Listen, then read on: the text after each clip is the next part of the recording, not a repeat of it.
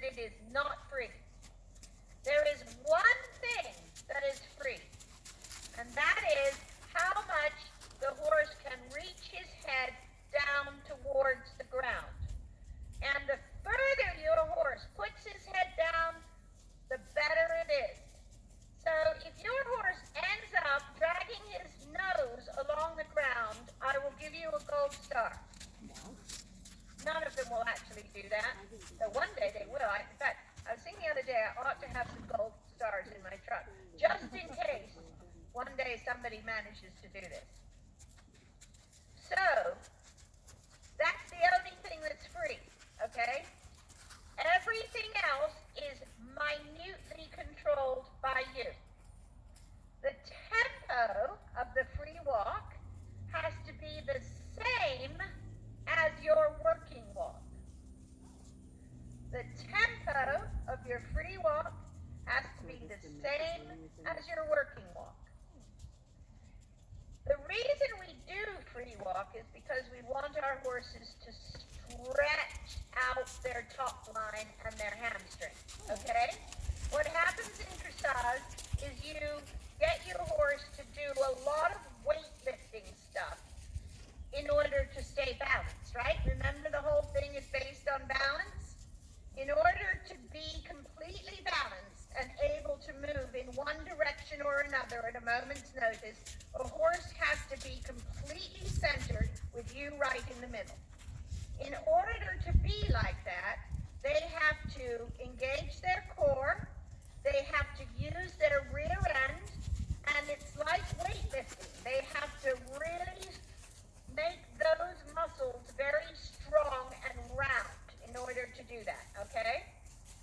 If you don't let them stretch, then they get sore, because those weightlifting muscles, the ones that you've just been using when you were asking your horses to stop and go and maintain the exact right speed, if you don't stretch those muscles out, lactic acid builds up in them, and the next day your horse will feel sore. And if he feels sore after working, guess what he's not going to want to do? He's not going to want to see you, right? So it's very important that we stretch out those muscles that we are asking him to use in order to perform, right? If you go into your free walk, and you just let the reins out, and the horse puts his head down, and you don't maintain the same tempo, what happens is they just go slower, okay? Or they run away. These guys are going to go slower. Some horses, you let go of the reins and they run away, and that's a whole nother story. If they just slow down, they don't stretch correctly because they have shortened their stride. You understand? Okay? You just let them slow down, then all they're doing, so here they are, working walk, you let them stretch their head down and they go slow. Now they're doing that wander thing that I was talking about. They're not doing either. They're not resting because they're still moving, and they're not doing a proper feel, and they're not stretching, right? So you have to maintain the tempo. And your horse will in fact end up going faster than he was when he was at the working walk because he's taking longer steps. So a lot of people make the mistake of thinking that the free walk is slower than the working walk. In fact, it's faster. So if you can all see me while you're walking around, here I am at my working walk.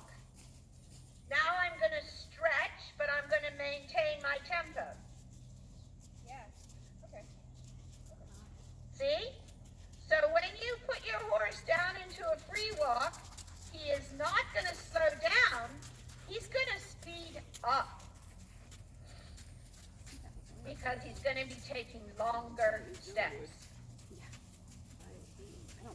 The other thing about a free walk is you're going to give him a free rein to stretch down as much as possible, but that mean he can go anywhere he wants.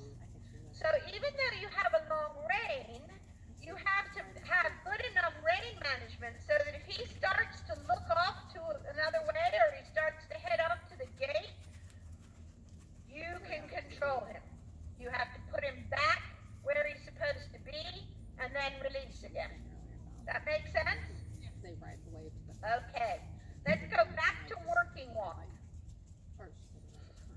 Oh, yeah, I don't like that. Mine rides the wave. So working walk, pole comes up at a level with or above the withers.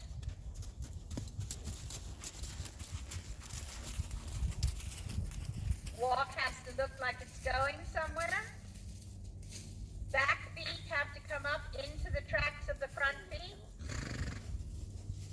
You have a contact with your horse's mouth or nose. So, and you should be able to go up to jog in the count of 2. Jog. 1, 2. All right, good. And walk. 1, 2. Okay, now, oh, he slowed way down. He said, this is hard work. He's getting tired. Okay, now, free walk. 1, 2, 1, 2, 1, 2, 1, 2. Let the head and neck out as far as they can go, but keep him marching. 1, 2, 1, 2. Cattle, put your hand forward. Put your hand towards her mouth, her nose. There! See how her head went down? That's where you want it. A little more. Yeah. 1, 2, 1, 2, 1, 2. Here's an interesting thing, you guys. When your horse is in an active free walk, where he is stretching his top line out the way we want him to, your seat will move more than at any other gait. That is an interesting factoid that most people don't realize. That is how active your free walk wants to be. You want him to really use those muscles in his back and really stretch them out. So Carol, she needs to walk twice as fast as this. Bigger, bigger, bigger. When you're teaching your horse to properly free walk, you will end up going to the jog because they don't know that when you ask them to go faster, that you're not asking them to jog. So you just have to ask them to go forward, bring them back to the walk when they jog, and then ask them to go forward. There, now it's starting to happen, Carol. Let your hips move. Good. Okay, Vaughn, same with you. You've got to get after him, make him walk faster. If he jogs, just say no, not jog, but faster. And at first the horse is going to say, what the earth are you telling me to do here? Ah, good, Rowan. Very nice. Excellent job. And forward again, Carol. That's it, good. You can hold a horse's head up without any contact on the nose just by keeping your hand up and still. So you got to make sure when you're encouraging your horse to stretch that your arm is moving towards the horse's nose, sort of almost feeling like you're pushing him down. Like that. Keep him coming. So see how she wants to slow down? She starts to stretch. She wants to slow down. That's because stretching is hard. A lot, it depends on where your horse is starting from. Some horses can go straight to a big stretch. Other horses, it takes a year for them to be able to stretch properly. When I go to a yoga class, because I've ridden my entire life, I can barely stretch at all through my hamstring. So everybody else will be touching their toes, and I'll be at about here. I couldn't go from where I am now to touching my toes in one session, right? If I stayed on it, I might get there in a year. And it's the same with yours. You want to encourage him to stretch as much as he can, but it's not going to happen instantly.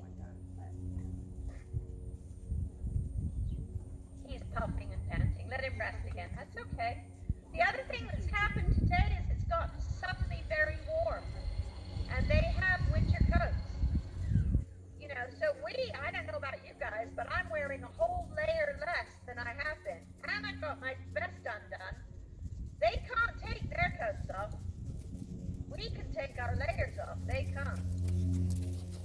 That's it, Carol. Think about those back feet coming up underneath your seat. You want to stretch those hamstrings out. That's it. Excellent job. Good. All right, let's pick them up into working walk again. So remember, you're going to slow down a little bit because the step's going to get shorter.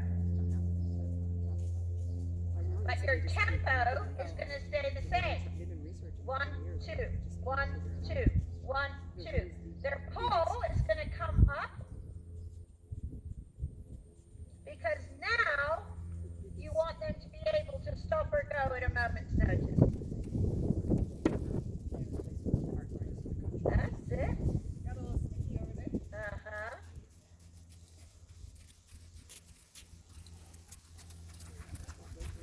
And pull.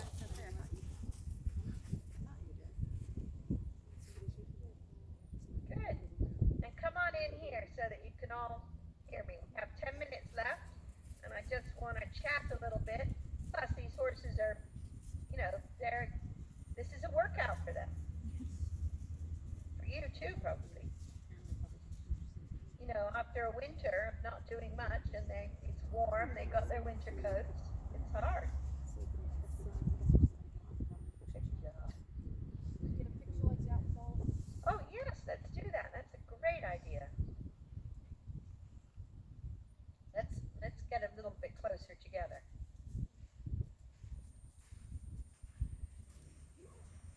And actually, I'm going to give you my phone too, so that you can take a photo with my phone. I always end up getting home with no photos. You're busy. Oh, that's busy. We need to get the mounting block out of the way. You don't want to sit on the mountain. Oh, actually, I suppose I could sit on the mounting block. Yeah. I look better if I'm standing, though.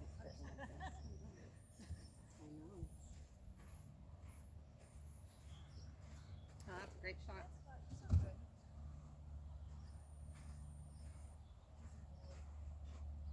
Ready? Yeah. Oh, such lovely horses. 1, 2, 3. Everybody look. Hang on, we're not quite ready. Oh, okay. All right, what do we think about ears up? Hang on. Ooh, that worked. 1, 2, 3. We got some ears up, I think. Excellent. Good. Tequila. I need to hold on. I gotta zoom Well, I'm in. hoping to be able to come to Harmony once a month. That would be nice. Can you do something like that? Yeah, that's what I would like. So we planned that originally, and in fact, last year I did come almost once a month to Harmony, but I didn't know about you guys then. This year we've had a hard time getting started because my husband was sick, then the weather stopped another one, it's sort of things. But hopefully from now going forward, at least for the next couple of months, we'll be able to do once a month. When we get into show season, then I'm hoping to show my horse a lot this year, so that will, my time will get a little bit less, but we should be, we'll try. Can you guys look one more time? Eastern Massachusetts, can you let Carol know and maybe we could go and watch you? Yeah. That would be fantastic. Yeah, you should, even if I'm not there, you should go to a Western Dressage show and see what they do. Can you guys look one more time? I want one close up. You want one close up? Yeah, I didn't have you zoomed in before. That was Okay. good. Thank you. Did you take it? I did. Okay. How do you host a show? Here, like if we wanted to host a show. Well, you would start by doing a schooling show. First thing is to find your judge, because they're hard to find in Western Dressage. So you want somebody that knows Western Dressage to judge it. And then with dressage shows, you have people enter a particular test, and then they do their test, and the judge scores them. It's a score sheet, and they fill in the score down every movement, and then you get your score sheet at the end. So that's one of the things I like about dressage shows is you get, well, it's two things that are really good. One is you get your time ahead of time. So you don't have to spend all day at the show, which really helps a lot of people who are short on time. And then the other thing is that you leave with feedback from the judge. So even if you don't get a ribbon, you've got a path forward to improve on for next time. And then the ribbons are just, within each class, the person who gets the highest score wins and so on down. It's just like dressage, right? It is just exactly like, yeah. Western dressage is like regular dressage. Cowboy dressage is different. And a lot of people get those mixed up. Cowboy dressage, well, in some ways it's similar because you still have your times, but there's a difference. So the way you have your letters set up here, like an English dressage ring, that works for Western dressage. Cowboy dressage has what they call a court, and it has different letters and different, they have poles and things in the arena. So it's a little bit, cowboy dressage is more like a cross between a trail class and a dressage test. Yeah. Oh, cowboy dressage is absolutely wonderful. It's just not. The good thing about Western dressage is you can have English and Western on the same day. So I run a schooling series up in where I live, and we have Western dressage in the morning and English dressage in the afternoon. And we don't have to change the arena, and you can use it. Makes a huge difference. So maybe after a couple of sessions, if Not from here. do you think that in the future we could do a schooling show and you could give us the feedback here and everything, and then see? Well, what you could do is, as we go along, we could work on particular tests, and yes, we could do what's called a ride critique ride.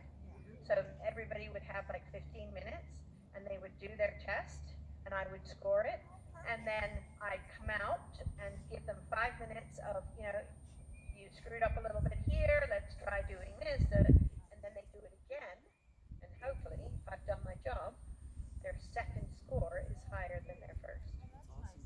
You guys like that? Yeah. That'd be awesome, huh? Yeah. Yeah. No, that'd be great. All right, good. Yeah, so you're only for the once a month. Everybody wants to do that, right? Absolutely. All right, I will try and make that happen Nice. at Harmony this afternoon. See what they say about that. See, it's the problem is coming up with dates. So That 2 everybody's hours or more time or just Well, she's saying she can work it out, but she goes to Harmony once Yep. a month, so she can come here for a couple of hours, but we can work on specific things.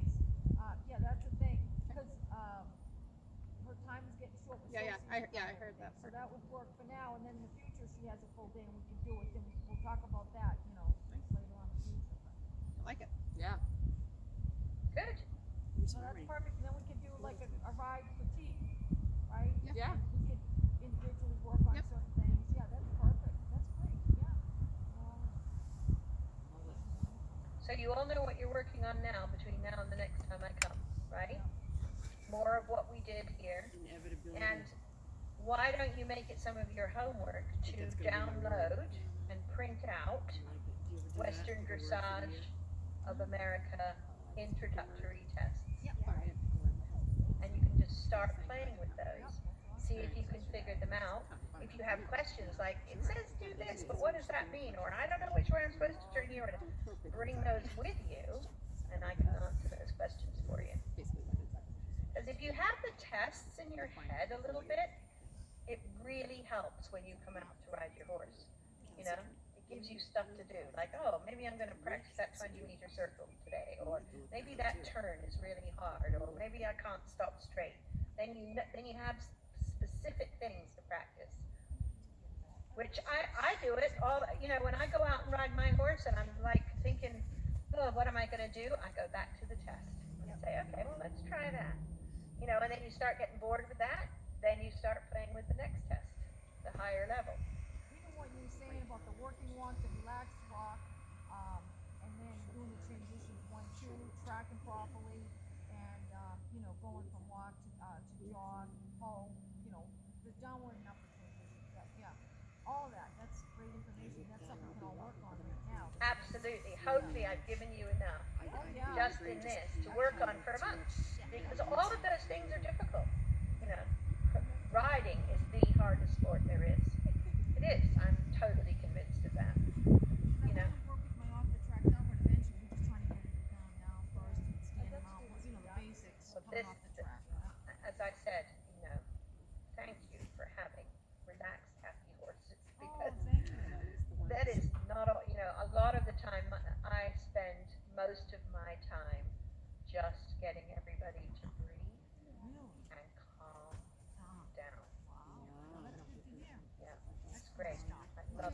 I would so much rather start with horses that are relaxed than have to try, because you can't, if a horse is revved up on adrenaline, you can't teach them anything. You're just riding defensively. Yeah, like you're off the track. Thoroughbreds come in. Yes, exactly. We're trying The to first reprogram thing you things. have to do is get them calm, because when they're full of adrenaline, they can't do anything except run fast. Oh yeah, I just get on her and walk now. Just stand them on block for the first thing, ground tie it, and just, I just walk for maybe 5-10 Yeah. minutes and get off. Yeah. Yeah. Amazingly, my Morgans that I retrain, that's what I have to do with them to start. The Morgan training fills them with adrenaline.